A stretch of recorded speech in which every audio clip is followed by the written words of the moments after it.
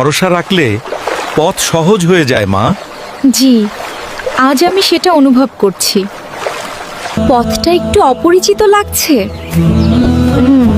কিন্তু আমি ভয় পাবো না। হে আল্লাহ, আমি পথ হারিয়ে ফেলেছি, আপনি আমাকে সঠিক পথে ফিরিয়ে দিন। মা, তুমি কি পথ খুঁজছো? জি খালা, আমি মাদ্রাসার রাস্তা খুঁজছি। হুজুর, আমি এই কুরআন শরীফটি আপনাদের জন্য নিয়ে এসেছি। আল্লাহ তোমাকে উত্তম প্রতিদান দিন মা। আমিন। আজ বুঝলাম আল্লাহর উপর ভরসা করলে কখনো একা লাগে না।